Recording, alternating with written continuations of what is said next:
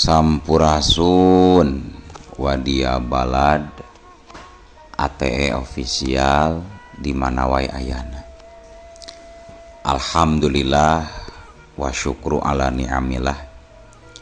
Kalayan diwuwuh ku qabul anu maha agung, dibarengan ku pangijabah anu maha kawasa, diiring ku kadeudeuh kanyaah Gusti anu maha suci.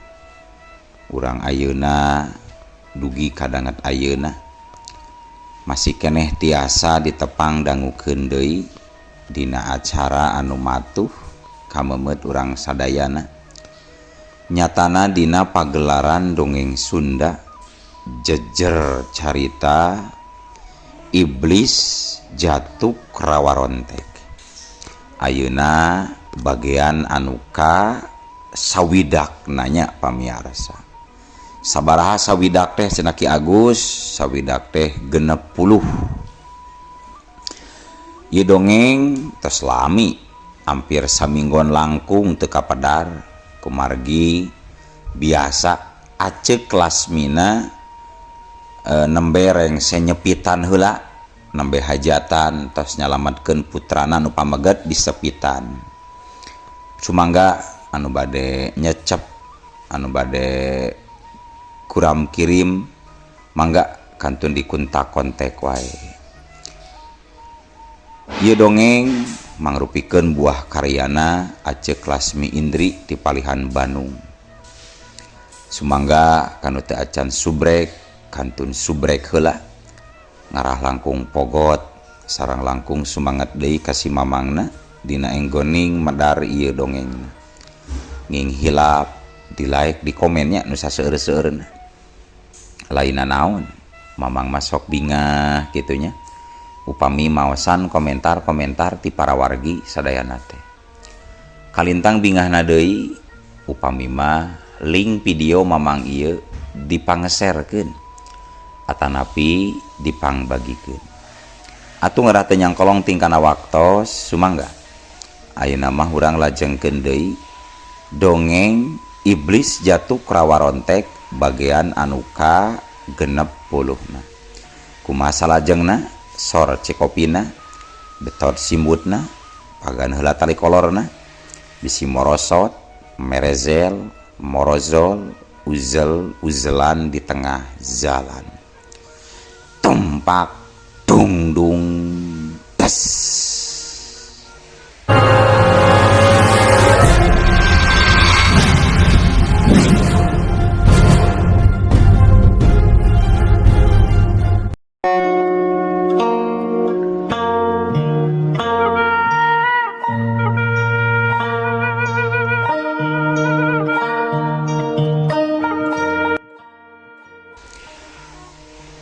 Caturkeun Andewi sarombongan harita kasampak keur nalikreuh leumpang di hiji pileuweungan.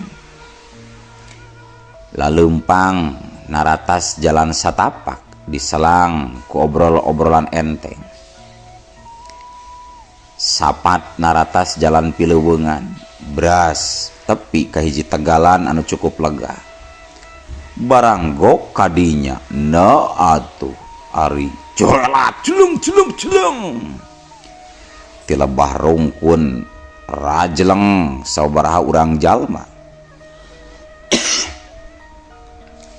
Awal nama saeutikan nganukur 2-5 urang, tapi beuki lila beuki loba malah ngobrol jiga sapasukan tamtama perang anu siap pikeun tempur di medan laga. Tayohna nu daratang teh para jawara angkiran Sunda Makalangan anu keur nguber-nguber Andewi jeung si Tergoside. Mun diitung-itung mah kiwari aya meureun kana 50 urang jawara sarta langsung nalingker margatan jalan. Salah saurang di antarana nyaeta Nyi Sampir ngan ari si Rubaya Lembu Lawe murid si Jalakumpai mah masih can katenjo teuing di mana. Reg Andewi sapara kanca ngarandeg leumpangna laju pada rutret merhatikan rajegna para jawara anu geus ngalingkung ngepungan.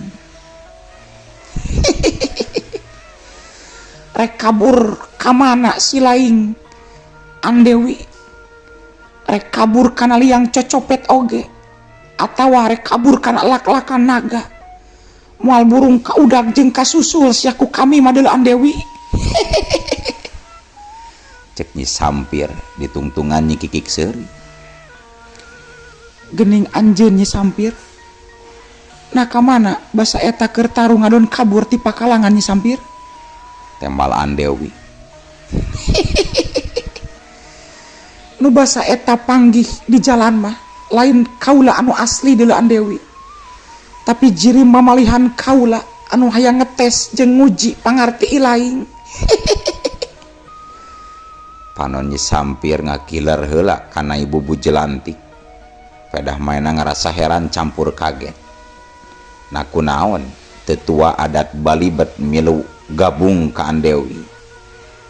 Nah ibu bu, aya acara naon gening Andika bisa memilu ka si Andewi au pacampur gaul jeung si Andewi? Tanya Nyi Sampir kana ibu bu. Nyeh, nah ibu bu imut bari pok ngawalon. Soal kula gabung jeung memilu ka Andewi eta urusan kula lain urusan Andika Nyi Sampir. Alasanna nama Andika teu kudu nyaho. Singkat na ibu bu jelantik. Kaula ngarasa aneh. Nah bisa gening anjeun aya di pihak Andewi. Apan Andewi teh anu keur diober-ober ku urang salaku angkiran ti Sunda Makalangan? Cek Nyi Sampir seeutik ragu tur nimbang-nimbang. Sababna ibu bu jelantik aya di pihak Andewi.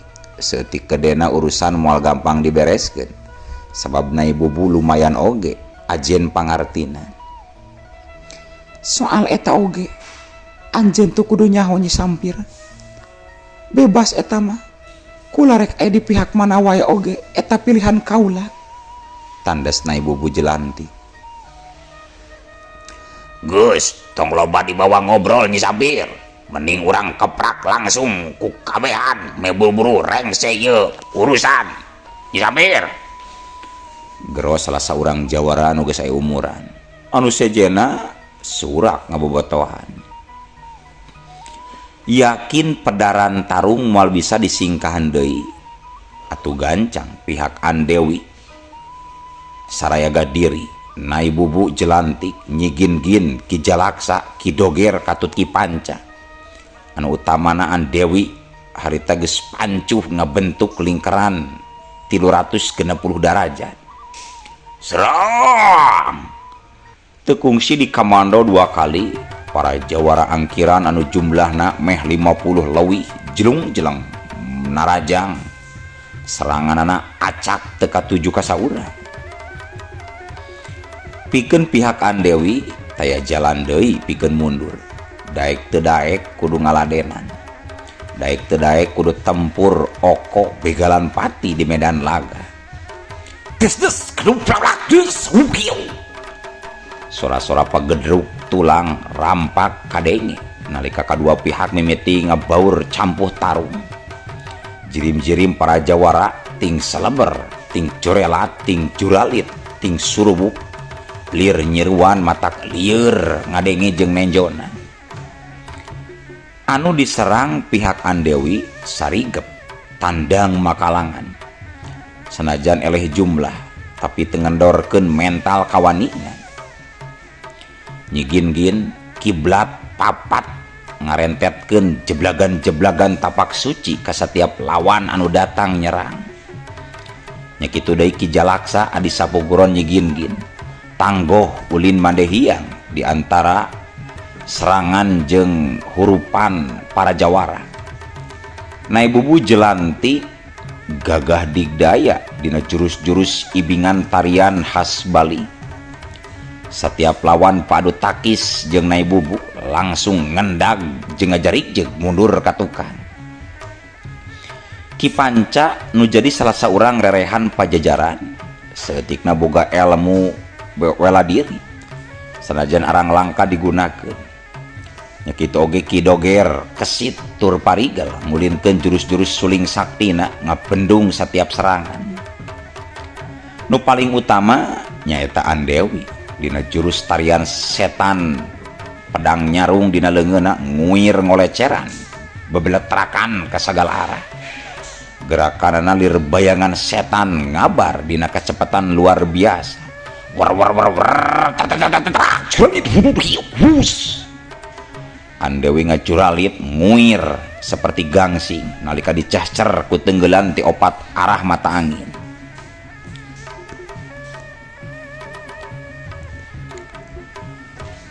Serangan demi serangan teu cukup nepi ka dinya. 5 orang jawara nyusul tepus kaluhur ngudag Andewi anu ngajaul kaluhur. Andewi teu cileureun sabari ngacuralit gangsing sukuna meta murubutkeun tajongan puteran murubut meh jika hujan silantang. Jauh 5 orang jawara anu ngudagna ngajaraul aya nu kabeunangan aya nu sanggup nakis. Andewi sorangan ngaliuk napakeun sukuna deui kana lemah. Didinya ngabar deui tarung campuk. Pedang kilat maya anu masih nyarung terus nguir ka ditu ka dieu diimbangan ku temprangan leungeun jeung tajongan suku. Kali ayeuna Andewi nyang hareupan musuh-musuh lumayan pangartina. Beda jeung ka tukang-tukang, lawan-lawan kiwari rada tapis jeung rancingeus. Jadi Andewi teu gampang kitu wae hayang ngasupkeun serangan balik. Nya kitu deui pas pagedrug adu tanaga jero, Andewi sempat ngendag jeung jumarig ka tukang. Di antara pahibut jeung riuhna tarung campur, tayohna nyi sampir can asup ka pakalangan. Manehna ngadon ngajanteng nangtung bari merhatikeun kanu keur tarung. Nu utamana manehna merhatikeun neuteub seukeut tarungna Andewi anu jujurelatan linghas. Lumayan oge pangartina si Andewi teh. Sanajan can bener-bener persis Laraspati guruna, tapi sakitu mah lumayan hade pangabecusna. Hanjakal manehna teu dididik langsung ku si Laraspati. Coba lamun si Andewi seug dididik langsung ku guruna yang hareupan hurukan jawara sakieu mah moal meakeun waktu lila. Gerentas Nyi Sampir. Memang bulu kelek tidak sama dengan bulu memang kamana deh. Memang lamun ditimbang-timbang sanajan Andewi sapat nyungsi tilu buku warisan Laraspati, tapi hasilna teu maksimal atau kurang sampurna. Beda deui lamun dilatih, diatik, dididik langsung pasti beda hasilna. Seperti Laraspati sorangan panarima ilmu kilat maya teh langsung dididik langsung ku guruna nyaeta Nyi Konde Gunung Lawu. Sabab lamun dididik Andewi secara langsung bakal kaperhatikeun sagalana. Sanajan hal saeutik sapira tepira, boh cara nyepeng pedang, boh gileran panon, atawa tarikan napas waktu ngaheumbatkeun pedang, tangtu bakal kapeuseuh jeung aya bedana. Beda mun hasil menang nyuprih dina buku anu kungsina cukup hal intina wungkul anu dicutat dina eta buku. Plaplak yuplak kancah tarung beuki lila beuki mahabu tur ragot. Sabaraha urang jawara angkiran sudah makalangan mimiti kasoran nalamru maring lemah. Paran dene kitu pihak Andewi seperti Ki Panca, Ki Jalaksa, Ki Doger sempat kabenangan ku serangan ngan untungna masih bisa nuluykeun tarung. Anu masih kaitung tangguh di pakalangan can pernah kabenangan nyata Nyi Gin-Gin nai Bobo Jelantik jeung Andewi. Nu tiluan eta terus mangprang maju ngarangseg pantrang mundur. Aji tapak suci Nyi Gin-Gin terus jejeblagan ka opat arah mata angin. Setiap dorongan dampa leungeunna ngalepaskeun cakra padet ngabentuk dampa leungeun. Teu saeutik jawara angkiran nu kabeunangan langsung ngusak bari lebah dadana ngajeblag tapak hideung semu wuung.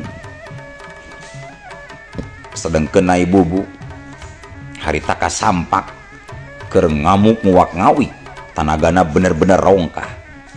Ku sakali neunggel samat 5 urang jawara marental jauh. Setiap lengkah sukuna ngageterkeun lemah teu beda jeung lengkah naraksasa. Da memang kiwari anu keur dihadirkeun ku Nai Bubu nyaeta ilmu sambat miraga sukma. Cohagna Nai Bubu kiwari keur karaksukan karanjingan ku Raja Demit Buto Wongso Ijo. Sacara lahiriah memang Nai Bubu warugana awewe.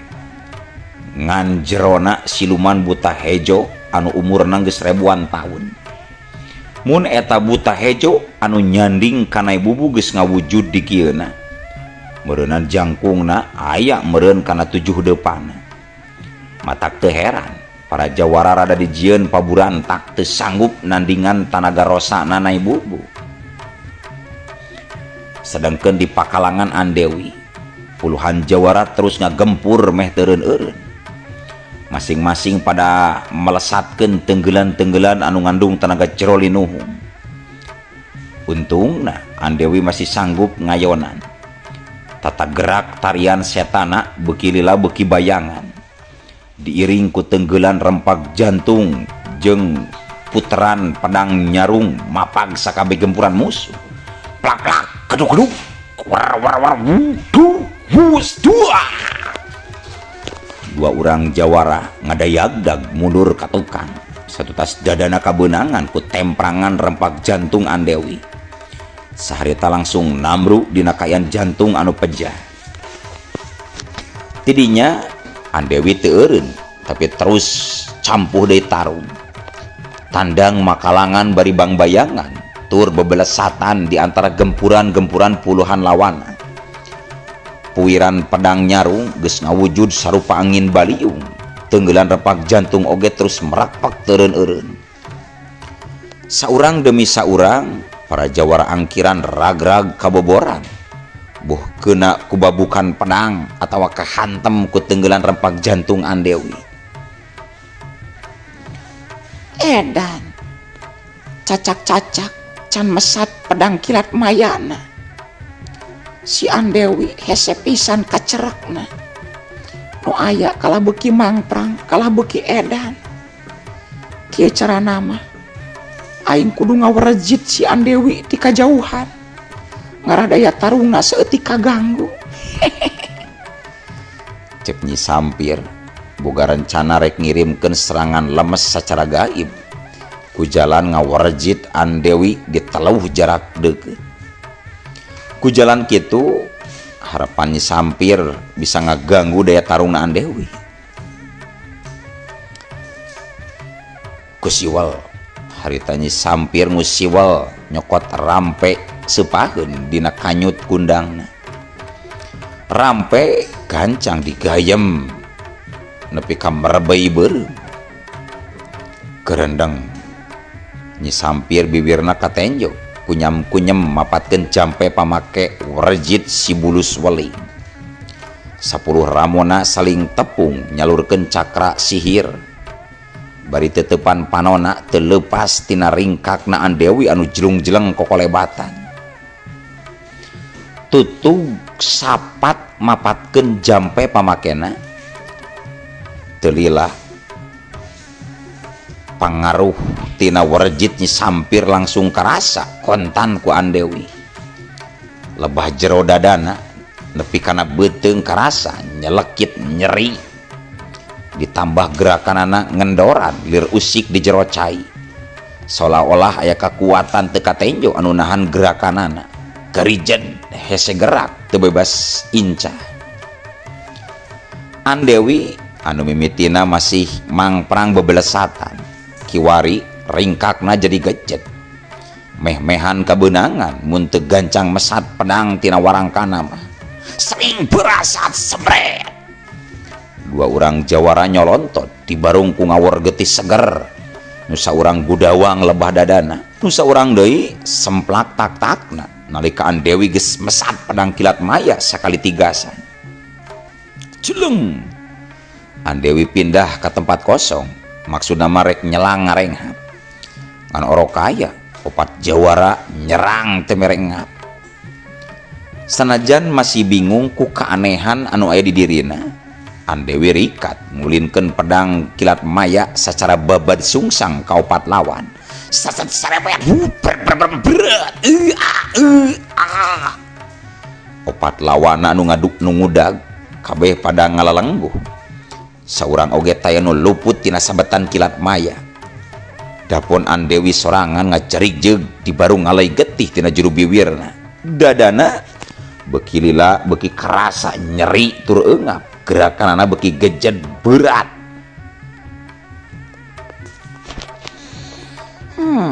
Tetela masih keneh bisa hojah jeung ketak si Dewi teh. Lamun seukeuna ka jawara biasa mah karaktarap sakieu pasti geus ngajelepeng ngababalebang teh. Tapi keun sia hayang nyaho nepi ka mana cenah ajin pangarti jeung daya tahan si Dewi. Nah masih bisa hojah atawa moal cenah. Gerendang Nyi Sampir di barung ningkatkeun serangan Werjit Bulus Weling. Sedangkeun Dewi harita keur ngabubat babit pedang kilat maya. Sinar perak katempo ngabentuk cincin ting barasat ngalalemprai di antara ngolebatna para jawara. Beki lila Dewi beki dijieun ripuh. Buh gerakan jeung daya serangna katempo turun drastis teu jiga memehna. Malah katempo hengker jeung lambat. Eta mangrupakeun pangaruh Werjit Bulus Weling anu terus nyaksanak nyaliara mere gangguan kana gerakan Dewi. Dewi oge sadar yen di dirina aya nu teu beres. Ngancan nyaho sumber mamalana ti mana. Sabab manehna katungkul ku ripuh nyang hareupan serangan jawara nu datang meh teureun-eureun. Sahebat-hebatna Dewi salaku murid tunggalna Laraspati si Dewi Pedang. Ari dibere kayaan model kitu mah antukna kapuasan oge. Hiji tenggelan seorang jawara ngajedak pisan keuna lebah beungeutna. Siut beug Dewi ngowowong bari ngutahkeun getih cukup loba. Untungna Dewi teu nepi ka nambru. Nalika datang serangan susulan, Dewi kapaksa ngacuralit ka luhur.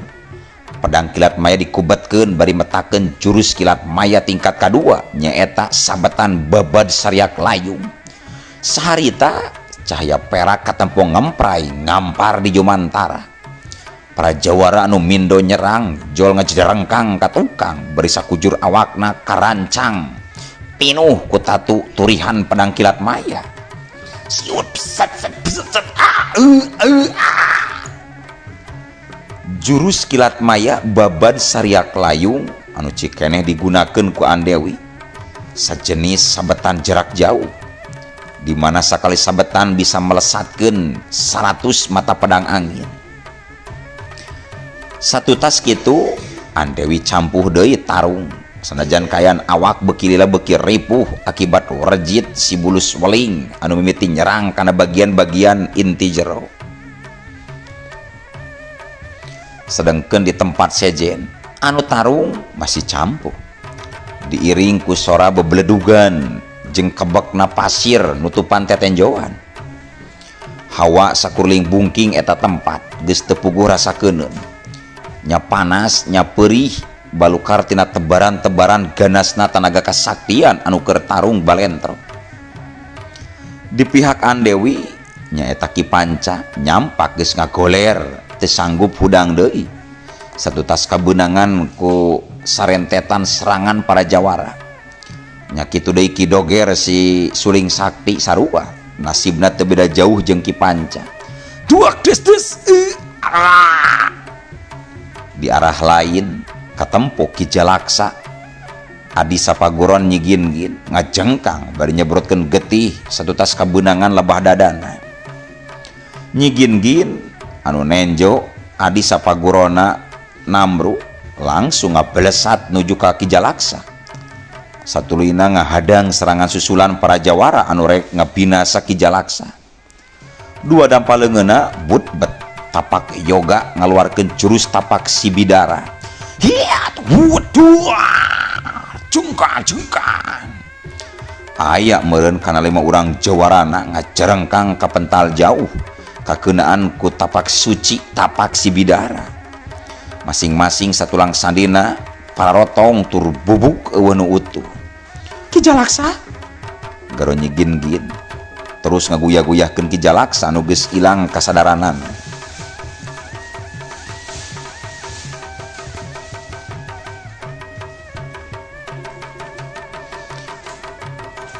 Sakumaha geus dibejakeun ti awal, lawan-lawan pihak Andewi nyatana jawara-jawara angkiran nyaeta mangrupakeun jawara-jawara kahot tur luhur ajen pangartina, geus kagolong satingkat guru-guru paguron.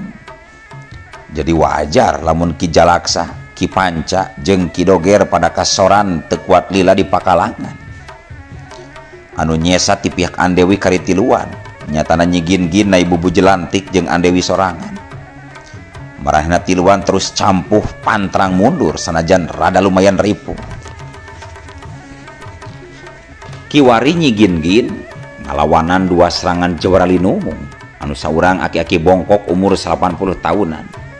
Awakna begang longkewang nenjokeun pangawakan kari kulit jeung tulang taleng.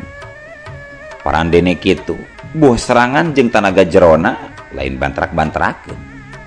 Nyigin-gin mindeng kasentak mundur ka tukang nalika ngadu tanaga jero jeung eta aki-aki. Sedengkeun lawan anu saurangna deui nyaeta jawara pangawakan lalaki ngora kira-kira umur 30 tahunan. Gerakanana kesit parigal cepet. Tanaga jerona sarua luhur jeung hebat. Setiap tenggelanana nebarkeun racun ganas. Cukup kedua lawan eta nyigin-gin dijieun ka dese.